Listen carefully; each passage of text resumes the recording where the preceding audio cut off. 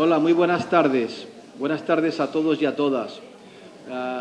Mi presentación, va a ser una bienvenida. Yo quiero daros las gracias en primer lugar el que hoy estéis aquí en este día, el Día Mundial del Libro, y presentamos un libro, precisamente el de Ada, Abrazar el vuelo, publicado por La Garúa, una colección de poesía que dirige Joan de la Vega y que la Fundación modestamente ha colaborado en su publicación. Nos hacía una especial ilusión, me hacía una especial ilusión que se presentara hoy, y especialmente también a Ada, este mes de abril, que es un mes que tiene tantas connotaciones. Hace 3 años, yo pensaba que era uno, quizá porque la percepción del tiempo últimamente en mi caso pues es como es, pero hace 3 años que fallecieron pues el padre y el hermano de Ada, a los que va de alguna manera dedicados este libro. Yo lo leí hace tiempo, cuando ella me lo mandó, pero impreso lo leí hace como 3 semanas en Ávila, lo cual, pues como le comenté a José Luis Terón también hace unos días, pues me dio una perspectiva, pues la verdad, muy intensa, porque tiene algo ciertamente de místico, tiene algo también ciertamente algo melancólico, pero también tiene un punto para mí de esperanza, ¿vale? No sé si de algo de esto se hablará aquí, pero es como lector la percepción que he tenido cuando he leído el libro. Evidentemente es una edición muy cuidada por parte de Joan de la Vega, el editor. Es un libro que se deja acariciar en sus cubiertas, muy bien impreso, muy bien editado. Y además hoy contamos con la suerte de tener no solamente a la autora Ada Soriano Lidón, sino a Mari Carmen Ruiz Guerrero, que es la que va a presentar el libro y que además es autora de un poemario también, Palabras sedimentarias, que ha publicado también dentro de la colección La Garúa libros. Yo quería pues daros la bienvenida, agradecer, porque yo soy el que tiene que agradecer a Ada y también a Mari Carmen el que yo esté hoy presente aquí. Las circunstancias han hecho que de alguna manera el acto sea justo a la víspera de algo tan importante para mí como es la senda del poeta, que este año está dedicada a la memoria de Francisco Esteve Ramírez, que es por quien he querido y me he pretendido que la senda salga adelante, y por lo que significa la figura de Miguel Hernández, pese a la incuria o a la ingratitud o como queráis llamarlo, de algunas instituciones, de cuyo nombre ahora no quiero acordarme, pero que esencialmente pues yo quería darle las gracias a ellas por estar aquí y porque hayan querido contar con la Fundación para contribuir también en la edición del libro. Creo que es lo mejor que se puede hacer justamente en el Día Mundial del Libro. Este libro, además, que os va a dejar, como a mí me ha dejado, un pálpito en el corazón también, pero sobre todo, aparte de ese pálpito, la esperanza. Decía Miguel, dejadme la esperanza. Eso es lo que yo quería destacar. Y sobre todo, pues lo que quería era agradeceros a todas vosotras y esencialmente, pues ellas son las protagonistas y no yo. Muchísimas gracias.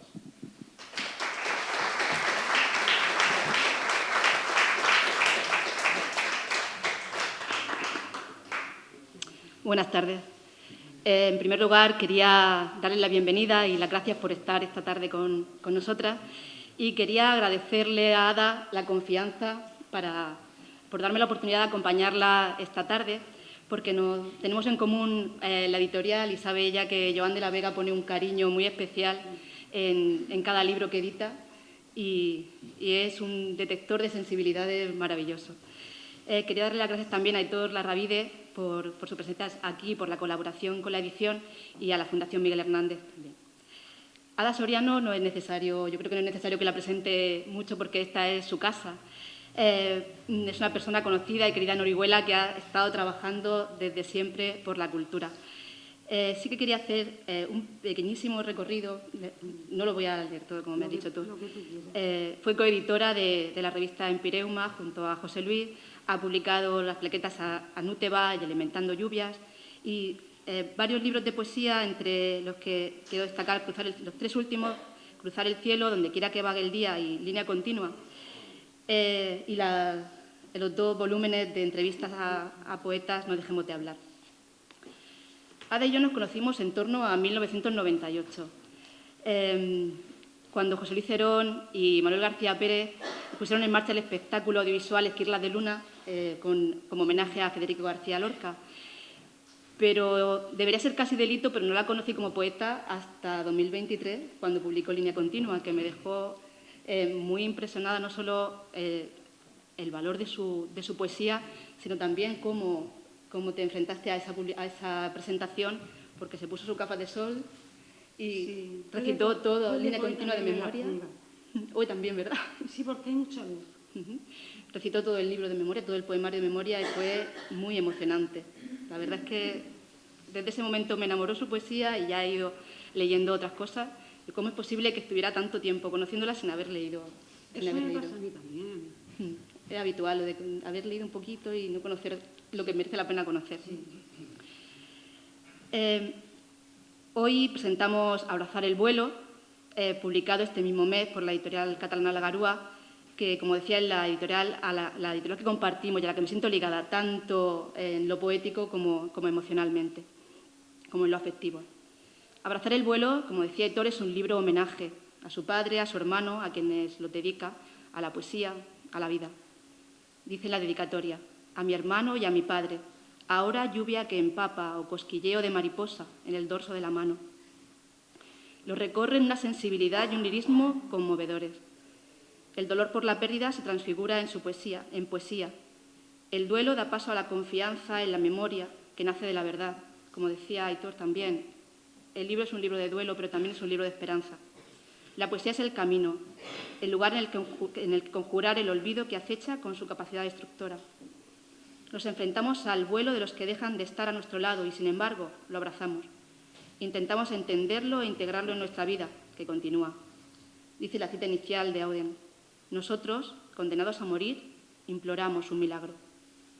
Abrazar el vuelo también es una súplica, es una plegaria. De hecho, se cierra con una plegaria. Sí. Se divide en 5 partes que no tienen título y tienen un número diferente de poemas, y cada una de esas partes está encabezada por un número romano. La primera parte comienza con un poema que se titula Epifanía, un poema en recuerdo a Marta Agudo, que es también una figura importante, que también ha sido una figura importante en esa relación con Joan de la Vega, porque también es una persona muy querida para él. Me lo dijo. Que falleció en 2023. Al día siguiente que mi hermano. Pues que esas coincidencias, que también pueden ser dolorosas, al mismo tiempo hacen que haya una cercanía. Sí. Destaco 2 versos de ese poema. ¿Y si poesía y Dios fuesen lo mismo? Esta idea va a vertebrar todo el poemario. La voz poética se dirige a Dios, un Dios entre maldito y misericordioso. Tenemos esa dualidad. Su silencio, su mirada sobre el ser humano, desde su pupila blanca, es insolente. Sin embargo, ese adjetivo podemos jugar a entenderlo como la insolencia de Dios al mirar desde arriba al ser humano, o al contrario, la insolencia del ser humano ante esa mirada de Dios. Es curiosa por la posición del adjetivo. ¿Tú sabes de dónde surgió eso? Cuéntame. En Navidades, cuando mi cumple, por esa fecha, me asomé al patio y vi la luna. No estaba entera casi, un poco achatada, seguramente estaba ya empezando a decrecer, ¿no? Pero yo nunca la había visto así, que recuerde. Claro, se ve que se formaron unas nubes alrededor y aquello fue una cosa impresionante, una gama de ocres, un fuego alrededor de ella, y la luna brillaba con muchísima intensidad y me recordó a esos cuadros que estamos habituados a ver de Dios. Y entonces fue cuando me pregunté, ¿y si tal y tal? Pero aún no habían fallecido ninguno, ni mi hermano, ni Marta, ni mi padre. Pero al cabo de un tiempo, como yo había entrevistado a Marta y estuvimos una hora al teléfono, nos vimos y todo, pero me comentó acerca de su enfermedad, me dijo ciertas cosas que no voy a comentar, que me impactaron, tú lo has dicho. Entonces recuerdo que le dije a José Luis, este poema va a ser para Marta, pero no quiero que lo lea. Porque es doloroso también. Sí. Puedes saltarte cosas si quieres, porque si no, lo que tú quieras. Voy poco a poco así. Cuando vea que... Tú cuando tengas que saltarte algo, me lo salto. Te lo saltas. De acuerdo. Sí. Otros poemas parten asimismo del sentimiento religioso expresado en lo cotidiano. El espacio sagrado se convierte en lugar de encuentro y evocación. Se identifica al hermano, por ejemplo, al hermano que falta, ese encuentro con el Hijo de Dios en el momento de la ascensión. Sí. Hay ese encuentro de quien ya no está y sin embargo se siente en un espacio sagrado. Sí, es que hay referencias bíblicas. Sí. Junto a la cama de mi padre, por ejemplo, la primavera florece ajena a la muerte y sin embargo los objetos sí que sienten la pérdida. En ese poema hay una diferencia con respecto al resto de los poemas donde la naturaleza sí que está en concordancia o ligada o sintiendo esa pérdida. Sí, sí. A ella se enfrenta con serenidad a esa pérdida en partida, con la naturaleza ahora sí como compañía, naturaleza en la que se producirá la transmigración. Tras la muerte, somos en los árboles, somos en los pájaros, somos en las flores. Hoy me ha pasado una cosa. Por eso te digo que si luego quieres cortar, pues para no cansemos a la gente. Nada, cuando se cansen que nos avisen y ya está. Que te diga José Luis. Solo salí un poquito esta mañana, porque como no he dormido nada con esto de la muela, y le he dicho a José Luis, voy a salir un poco a ver si, no sé, me despejo y tal. Y estábamos en un jardín muy cerca de mi casa. Ah, claro, porque es que como solo hay uno, espérate que me lo trago. Entonces resulta que hemos pasado en un momento dado por debajo de un árbol, había varios iguales, y me ha caído de ese árbol una lluvia de hojas pequeñas, que eso no recuerdo que me haya pasado nunca. Hay un poema en el libro donde en el que digo, claro, las dos hojas que caen y al final son... Dos hojas al caer me agasajaron y me invadió una corriente de ternura. Creo que la posibilidad de encontrarte... Pues yo tenía la sensación de que se trataba esta mañana de mi padre y de mi hermano como si se hubieran enterado de esto. Saludándote a las hojas. Y ya cuando termina de pasar han dejado de caer hojas. Eso sí que es misterioso. Te lo dejo. Cuando leáis el poemario vais a ver que esa presencia de la naturaleza como permanencia de quienes faltan está constantemente. El poema, por ejemplo, el poema Ruego... Sí. No me lo pasas. Sí, así no tenemos que estar doblando. O lo cojo yo este más. No sé, es que esto lo voy a utilizar yo Bueno, como quieras. luego.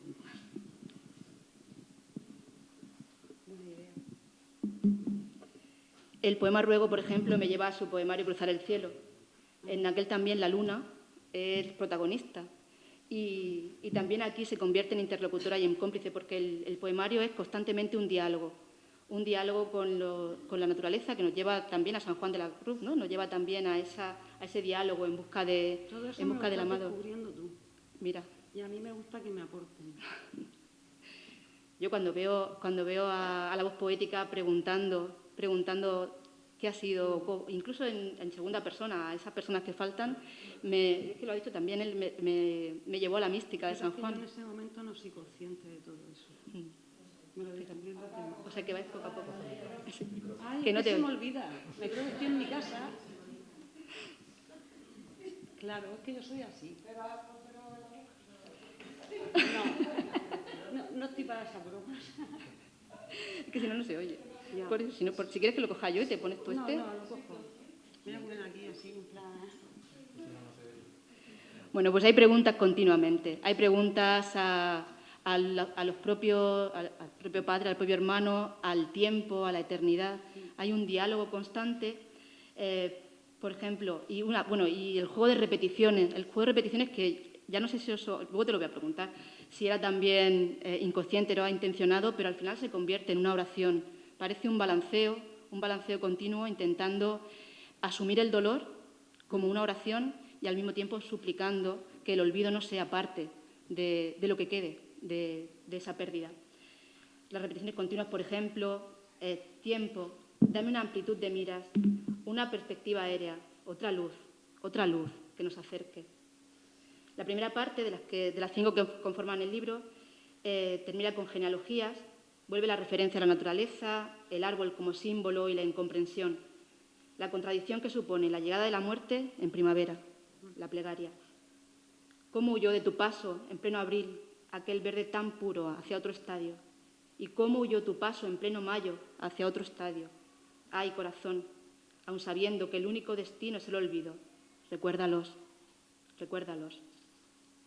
La segunda parte está formada por 3 poemas dedicados al padre, donde ahí ya se dirige en segunda persona y son poemas de vocación, de la relación. Van comentando la relación que tenías con el padre en la adolescencia o en la juventud, esa distancia y al mismo tiempo el encuentro. En un principio no iba a hacer partes, pero luego me di cuenta que era necesario, a pesar de que hay pocos poemas.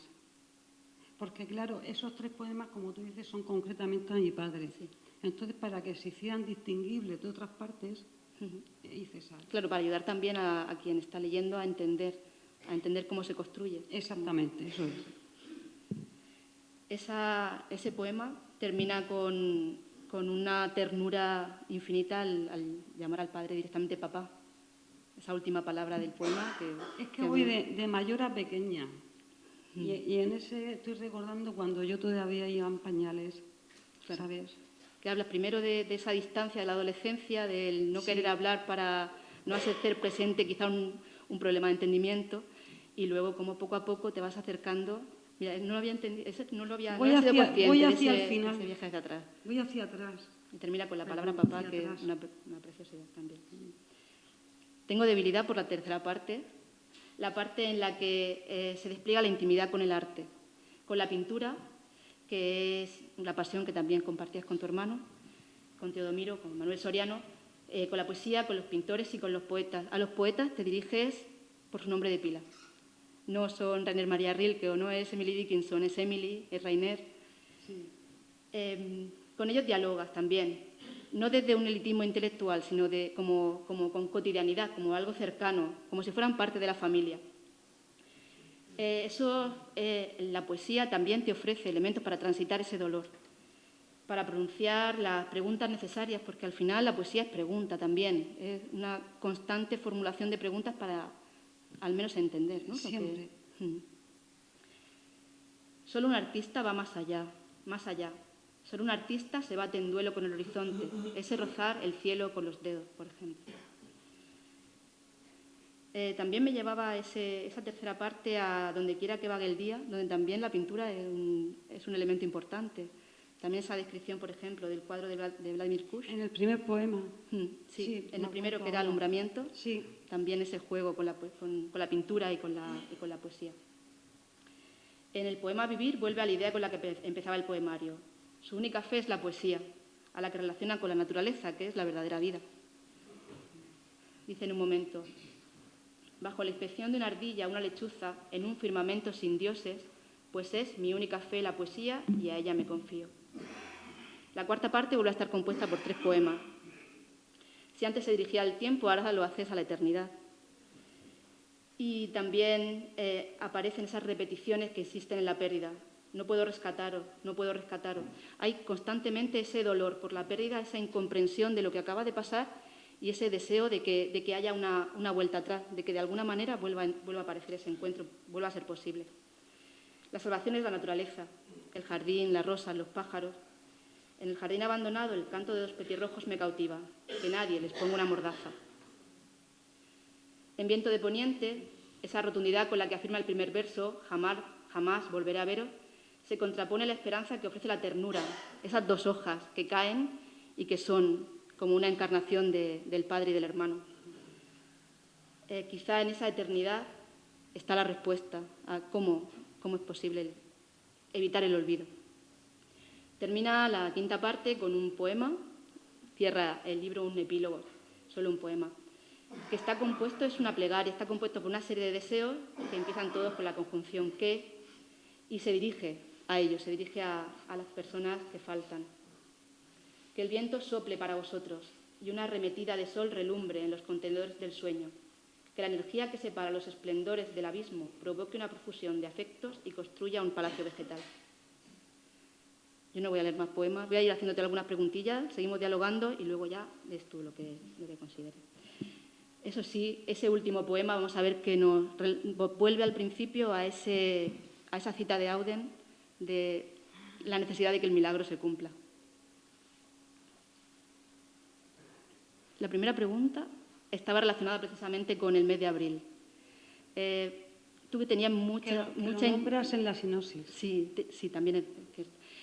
Tú querías que te gustaba, tenías mucho interés en que el libro se publicara en abril. en que saliera precisamente la fecha de... Si o al era, menos sí en primavera. si era posible en primavera, sí. Además de el hecho incuestionable de que es el momento en que pierdes a tu hermano y a tu padre, ¿favorece la primavera esa esperanza de la que vas bebiendo en todo el poemario? Bueno, claro, es que la primavera es una estación que es la estación que simboliza el resurgimiento, diríamos, ¿no? Ese volver a salir desde abajo, ¿no? A aflorar. Entonces estamos acostumbrados a esto.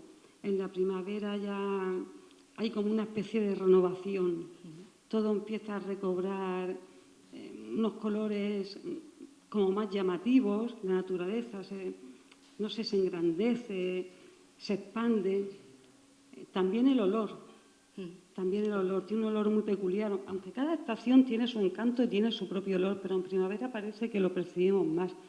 Entonces, claro, al ser así, que es como una especie de renacer, es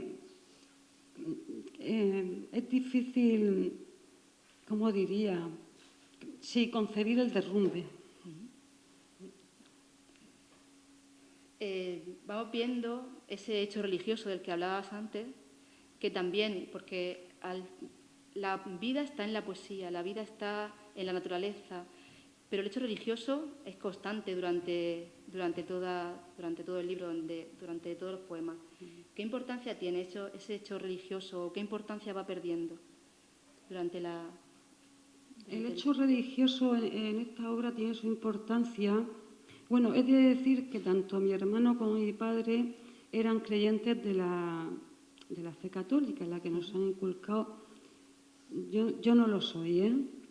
Pero no va por esos derroteros, Claro, sino por más eso. por lo que tú has dicho, que has hecho referencia a San Juan de la Cruz. Va por el camino espiritual.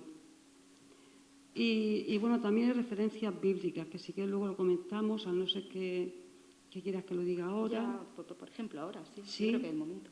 Por ejemplo, en el segundo poema, en Ascensión, aparece una cita de San Mateo. Sí, al principio. Aquí parece que estoy poniendo a mi padre como Dios, a mi hermano como Jesucristo. A ver, no es eso. Es que la leí porque ocasionalmente leo la Biblia, que la leo como un libro poético, ¿eh? Porque es un libro de poesía total, con todas sus crueldades y todo, porque en la poesía como en la naturaleza, todo, hay bondad, crueldad de todos, eso lo sabemos. Pero es que, por ejemplo, no sé si estoy respondiendo bien a tu pregunta, Sí, pero bueno, yo es que voy en plan un poco espontáneo. Hay un poema en el que no está claro, pero lo sé yo. En el titulado Desarraigo, cuando comienzo con unos versos que no los he puesto en cursiva porque en realidad fue algo que yo leí y luego yo hice mi propia transformación de esos versos, pero tienen que ver con el Deuteronomio, que es una palabra complicada, que si mal no recuerdo es el 5.º libro del Antiguo Testamento, que hay un momento en el que dice no comeréis de estas 12 aves, y entre ellas nombra el halcón. Así que a ellos les preguntas también en ese verso, precisamente, o sea, habla de ellos como si fueran halcones y les preguntas cómo pueden, ¿no? Cómo pueden llegar, qué va a pasar con ellos realmente. Sí. Sé que no te aporta mucho con la respuesta, pero bueno. A mí sí me aporta, y yo imagino que al público más todavía. Y al público no tampoco lo sé. Porque es que una vez que estoy aquí se me olvidan cosas, no estoy igual, estoy distinta. Claro. A mí me pasa también, ¿eh? Esta situación impone mucho y yo que estoy así deslocalizada también me pasa igual. Me gusta mucho esta sala y estoy habituada, pero yo es que soy muy despistada y como no he dormido esta noche, que lo he comentado a algunos amigos... A mí me decía, el otro día cuando hablábamos, me decía, tú pregunta lo que quieras que yo voy a contestar lo que quiera también. Digo, pues ya. También es pues verdad, está uno en su derecho, ¿no? Claro. Madre mía, qué fuerte. En la tercera parte ha elegido, como comentábamos al principio, ha elegido hablar con los poetas como si estuvieras en el salón de casa, como si fueran amigos a los que Es que estaban conmigo. No, pero Te quería preguntar eso precisamente. Dime. ¿Por qué eliges a esos poetas en concreto? ¿Y por qué es tan importante, en ese trance, por qué es tan importante la poesía? Es que mira, yo no sé qué me pasa, pero es que adoro a los escritores del siglo XIX. Por supuesto no los he leído a todos y por supuesto sin menospreciar autores de otros siglos y mucho menos a los actuales. Pero es que siento hay una calidez, una afinidad que no sé, me encanta. Al poco de morir ellos me pedí, mira que tengo libros de Emily Dickinson, pero me pedí por internet de la editorial Torremozas una antología de Emily Dickinson, otra de Elizabeth Parry Browning, no sé si lo he dicho bien porque inglés no sé, esta que llamaban la portuguesa. Lo va a perdonar seguro. Sí, y luego de otra editorial, también por internet, en esta ocasión me las pedí por internet porque no las encontraba. Este lo compré en Atenea, uno de Edith Sobergrán. Las tres nacieron en el siglo XIX, aunque Edith Sobergrán cabalgó entre el XIX y el XX. Respecto a Rilke, bueno, madre mía, Rilke es que no sé la de años que llevo leyéndolo. Que de la familia. Y sí, pero es que no solo lo leo, lo releo, a todos los releo. Y es que, ¿sabes qué pasa? Que me acompañaban mucho. Yo me acuesto tarde, pero cuando pasó todo aquello necesité una compañía especial, aparte de la compañía de la familia, de mis hijos, José Luis, toda la gente, porque tú sabes que leer es un acto muy íntimo. Y cuando leía a estas mujeres, a Emily, Edith, Elizabeth, a Rainer, este hombre, también a Henry y Waldo, me sentía muy acompañada y como si me comprendieran. Es una cosa que resulta un poco extraña, pero yo lo sentía así, de pensamiento y de corazón. Y se convierte la poesía así en esa fe necesaria que... Entonces, ese trance, claro, es que hay un hermanamiento, en realidad es una complicidad. Eso era lo que quería decirte. Y también la pintura en el proceso es importante. Bueno, la pintura es importante porque mi hermano pintaba. Y era muy apasionado, ¿sabes?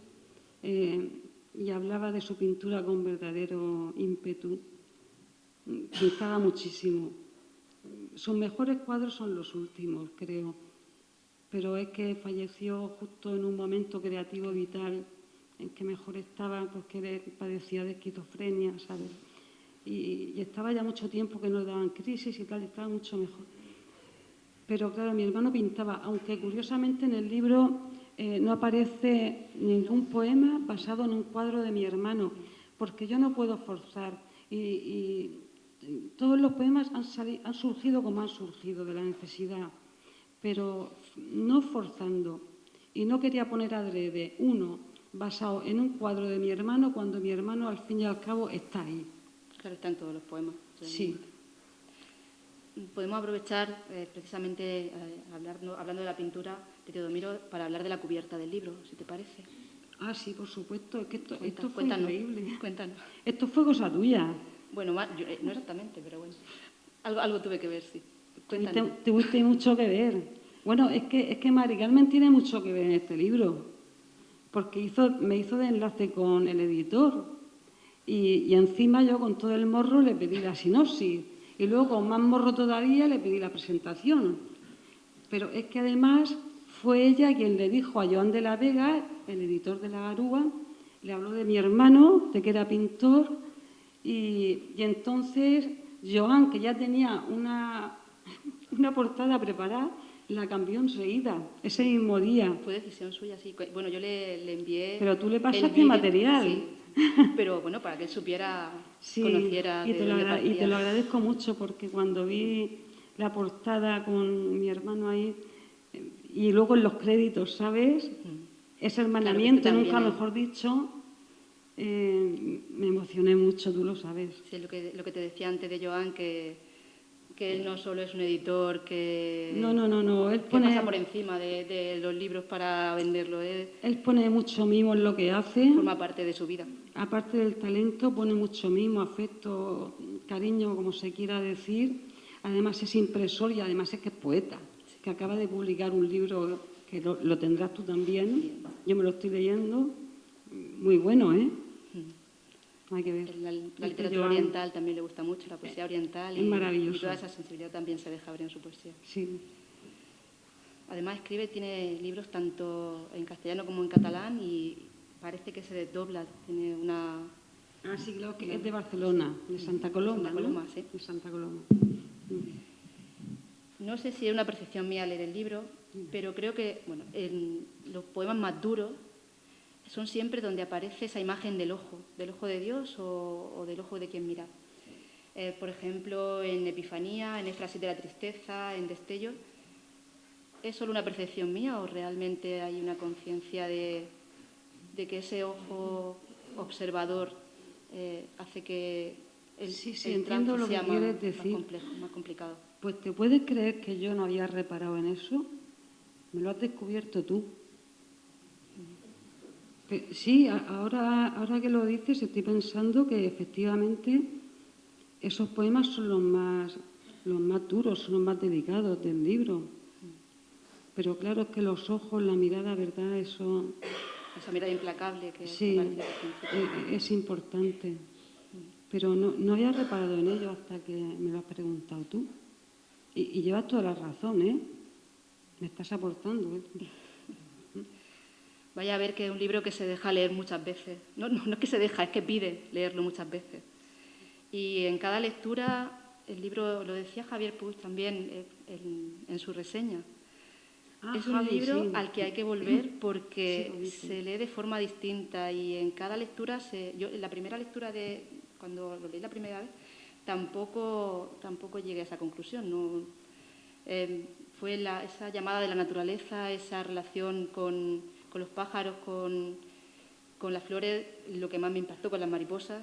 Y conforme vas adentrándote en la lectura de los poemas, vas descubriendo que tienen muchas capas en las que se puede navegar. Sí, entiendo lo que dices. Los elementos que poco a poco se van desplegando en el poema van cobrando intensidad. Sobre todo los elementos de la naturaleza van cobrando intensidad hasta que al final se encarna la persona que falta, se encarna en esa naturaleza. Al principio es ajena al dolor y, sin embargo, luego es la que hace precisamente posible que el olvido no se perpetúe. Háblanos de esa, aunque ya nos has dicho un poco que en el paseo de esta mañana, por ejemplo, esos árboles, esas hojas te han recibido preparándote para esta noche. Es que mira, sí. Cuéntanos, porque además los poetas que eliges también están muy relacionados con esa relación con la naturaleza. Con esa... Sí, es cierto. Es que a pesar de que esto es así, de que el único destino del hombre es el olvido, pero ocurre que el hombre forma parte de la naturaleza, está inmerso en la naturaleza, porque, por ejemplo, una persona se muere, pero no desaparece del todo. Eso es lo que estamos acostumbrados a decir y a escuchar. Luego esa persona es hueso o es ceniza. Y eso también es naturaleza. No desaparece del todo, hay una renovación. Yo lo entiendo así. No sé si era lo que tú querías saber. Esa continuidad a través de lo natural. En todo el libro son constantes las repeticiones de versos completos, la epanadiplosis, anadiplosis, anáforas. ¿Qué función tienen? Bueno, la función es que la palabra función es muy fea cuando hablamos de poesía. Pero sí, te comprendo. Cuéntanos. Surgió de esa manera. Y es normal que haya repeticiones porque, claro, una vez que tienes... No sé, es que cada poema que escribía yo me acordaba de ambos. Entonces las repeticiones simbolizan el número 2. Es que, claro, estoy haciendo referencia a 2 seres allegados que he perdido en un mes. Y de ahí que, por ejemplo, si digo recuérdalos, no puedo rescataros. Creo que viene por ahí. Quizá inconscientemente en algún momento, conscientemente en otro, pero creo que puede venir por ahí, Mari Carmen. A esa conclusión no había llegado yo, fíjate. ¿No? No. así que también me lo descubre. Está bien. Yo lo había relacionado más con esa sensación, con esa inconsciencia en el deseo y en la plegaria. Y en Bueno, la es que oración. eso también está, claro. Es que puede que sea lo que yo digo y lo que dices tú. Se pueden dar ambos hechos, efectivamente. De acuerdo. Y para terminar así con las preguntas, aunque parezca un poco desordenado, vamos a volver al principio. ¿Nos puedes hablar del título del libro? Abrazar el vuelo. Pues la verdad es que no me calenté la cabeza, llegó enseguida. Yo ya tenía escrito el poema Desarraigo, que hay un momento en el que digo, duele abrazar el vuelo. Y yo pensé, es que el título del libro es esto. Cuéntanos un poco qué es eso de abrazar el vuelo. Abrazar el vuelo parece un poco contradictorio quizá, porque es difícil, ¿no? Claro, porque seguramente va a ser esto de lo que está arriba está abajo, puede ser. Es que no he pensado nunca en el título, lo pienso como algo así, más personal, más íntimo, de querer abrazarlos a ellos, Claro. ¿sabes? Yo ahí, ese verso, abrazar el vuelo, dentro del poema también, es precisamente esa necesidad de aceptar, pero es que, que lo explique yo no tiene sentido, pero bueno, No esa tiene necesidad importancia. de aceptar y de integrar en la vida que vamos a llevar a partir de ese momento la pérdida. Claro, es que notas un cambio completamente radical. Eso ya te va a marcar de por vida, sí.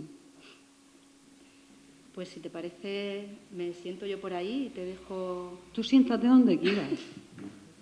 Te dejo tranquila aquí, que tú te prepares. Sí.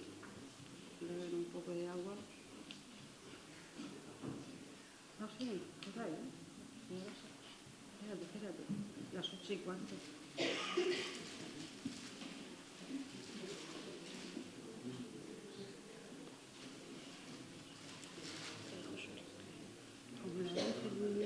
¿Quieres ese micrófono o quieres este? Voy a recitar de ti.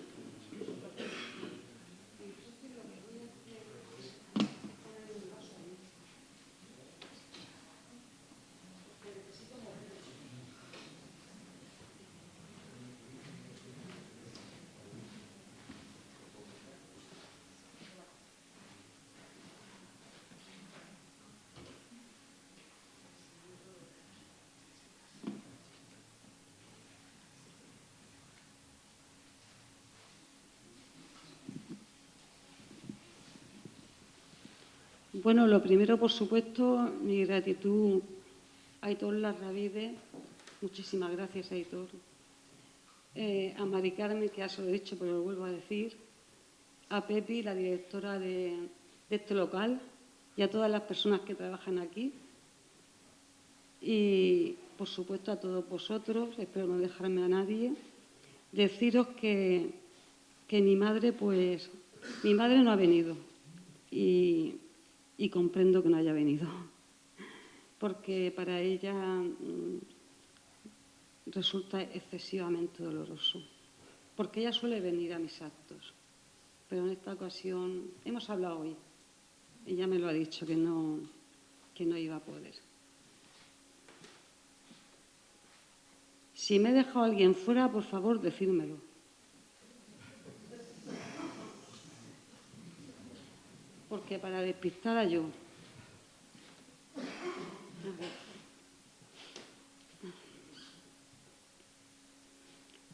Oye, Marta, ¿y si fuese el ojo de Dios queriendo ser por encima de mi fe en la poesía? ¿Y si poesía y Dios fuesen lo mismo, el mismo ojo, presencia que me analiza desde arriba, sintiéndolo hoy tan cerca? Ojo que no duerme, insomnio de mi insomnio, ojo sin párpado, errático y salvaje, quieto ahora frente a mí, en este instante, mi hora de nacimiento. ¿Por qué te detuviste ahí, justo ahí, aquella noche? Pupila asombrosamente blanca, centro de un esplendor de ocres, clavado en el cielo, ni palabra ni sonido en el aire. Escribió Auden: nosotros, condenados a morir, imploramos un milagro. Bajo el techo de una iglesia, ya cerrada y en penumbra, vi a mi hermano, más joven que nunca, más vivo y sereno que nunca, aún no estando. La mirada puesta en mis ojos, la mirada puesta en los ojos. Me habló. A ti también te habló bajo aquella bóveda de formas intangibles y colores desvaídos. Brotó el corazón de las cenizas. Se entregó en cuerpo y alma religados que su madre retuvo, pues se elevó ante el asombro de su padre.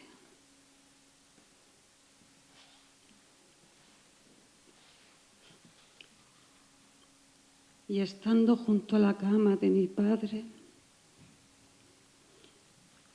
no podía abrir los ojos, no podía verme, no podía. Trazaba semicírculos con las manos. ¿Eran las últimas indicaciones o las espirales de la rendición? 4 exhalaciones bajo los párpados cerrados y un continuo decir sin decir: me estoy muriendo.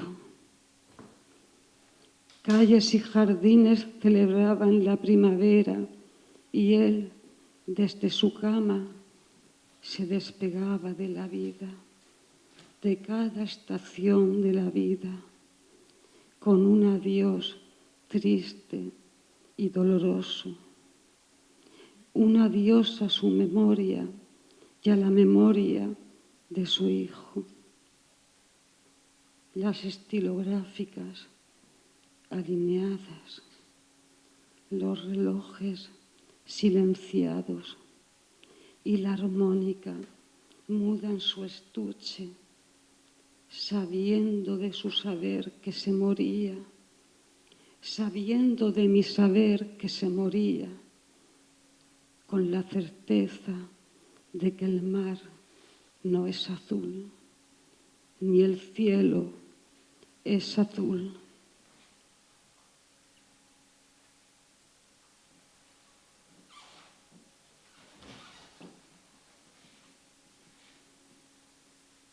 Como el halcón, os habéis cubierto de plumas, como el halcón, desplegasteis vuestras alas hacia el sur. ¿Qué dirección tomasteis? Duele abrazar el vuelo, esa partida, ese abandono. Duele, duele. Esa marcha final afincándose en las telas del corazón y el pensamiento, duele. Duele porque arraiga el desarraigo y el flujo de las malvas se acentúa. Las malvas, sí, y el estar de los crisantemos. Importa la prestancia del mirlo como importa la celeridad de los vencejos. Importa mirar la V de las aves como importa detenerse ante las flores del destierro, sí, del exilio. ¿El exilio hacia dónde?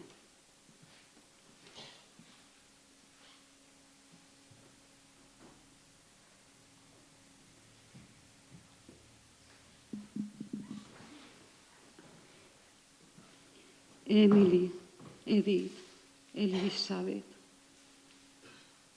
Luna, tú que me orbitas, acércate, acógeme, comparte conmigo tus heridas y yo te mostraré las mías, aun siendo las tuyas más profundas. Luna, tu cuerpo es hermoso y gira en el espacio. Mi cuerpo, en cambio, mínima porción de la humanidad más vulnerable. Luna, acércate, acógeme. Permite que arroje mi pena, aun siendo pura y sagrada, en tu pozo más hondo. Y dime dónde, ahora, el candor de mi hermano, la perspicacia de mi padre. Emily, Edith, Elizabeth, tiempo, ¿qué de nuestro crecimiento? La dicha de vernos y decirnos, hecha ceniza.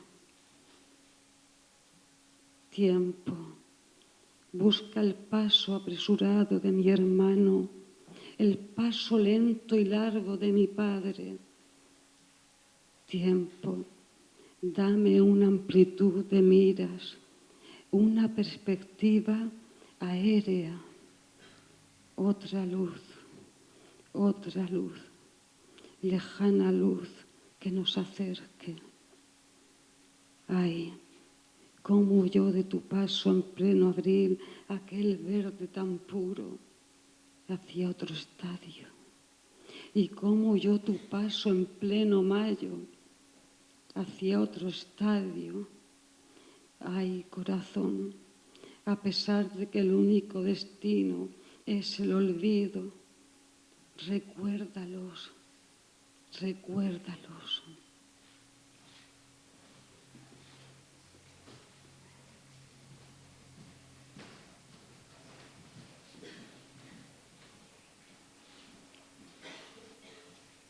En tu voz, volver tenía sentido. La barca tenía sentido. Tu coqueteo con Gardel, esa percepción del tiempo, tenía sentido, como lo tenía en tu voz, la voz de infante. La mirada errática y el adiós irrevocable. De volver, sentir que es un soplo la vida de la barca de oro. No volverán tus ojos a mirarme, ni tus oídos escucharán mi canto. El timbre de tu voz se deslizaba, cambiaba la estructura de la noche, cambiaba el olor del aire de la noche. Tu voz, dolorosamente bella, todo por puro amor o por nostalgia.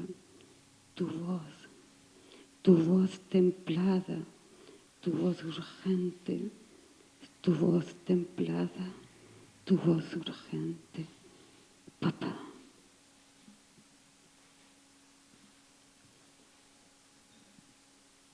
Eternidad que pasas quedamente. Mira cómo el mundo se desilvana y se enhebra con urgencia. eternidad que pasas quedamente. Ordenaste enmudecer a las estrellas. No puedo rescataros, no puedo rescataros. El tiempo es la crueldad de Dios. La recepción de un túnel sin ecos me vuelve subterránea. Camino por un túnel, camino por un cielo excavado y húmedo. Quiero un lugar que me acoja, un anillo de piedras, un espacio que asome el ojo a la rendija. Quiero un empuje de vientos, un silbido de juncos, una luz que me traspase y me acerque a la copa de un álamo. Hablo de ligereza de pájaro, de concepción de astros en la orilla de una playa. Hablo desde la boca de un túnel que me acaricia y me besa. Comienza a chispear y las gotas de lluvia me sorprenden. Un charco de agua limpia me conduce a la edad de los sueños. En el jardín abandonado crecen rosas. No arranques sus pétalos, los destellos que me alumbran. En el jardín abandonado, el canto de dos petirrojos me cautiva. Que nadie les ponga una mordaza, que nadie les ponga una mordaza.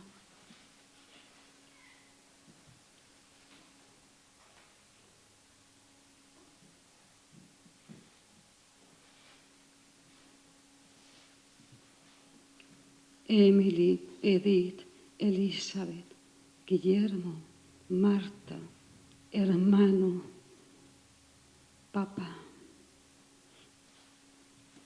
Que el viento sople para vosotros y una arremetida de sol relumbre los contenedores del sueño. Que la energía que separa los esplendores del abismo provoque una profusión de afectos y construya un palacio vegetal. Que la bravura de los océanos se embadurne con los dedos rosados de la aurora. Que un sudario de tilos os acune y luzcan sus copas una inquietud humana.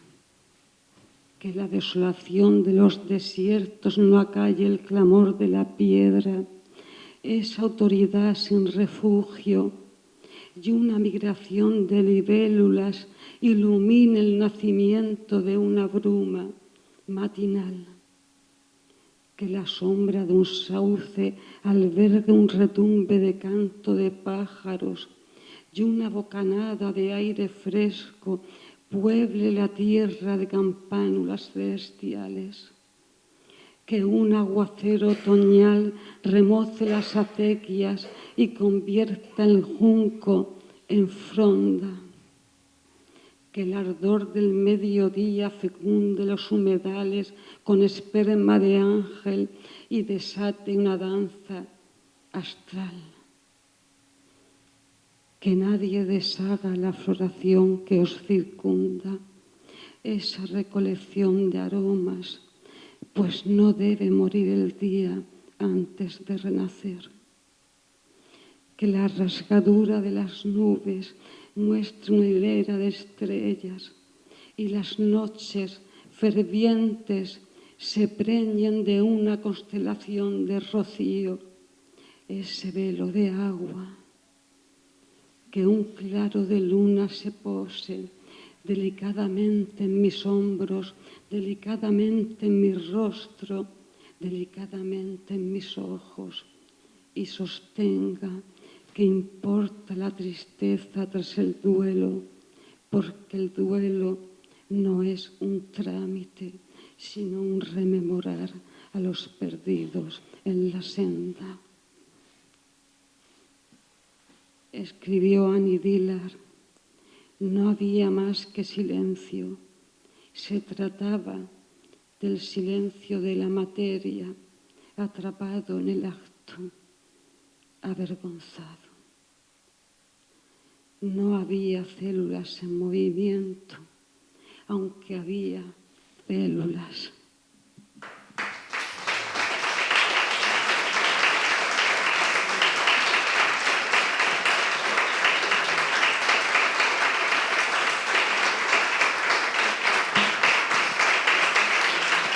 Muchísimas gracias.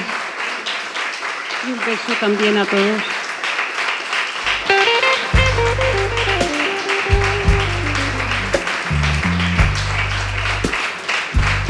Thank you.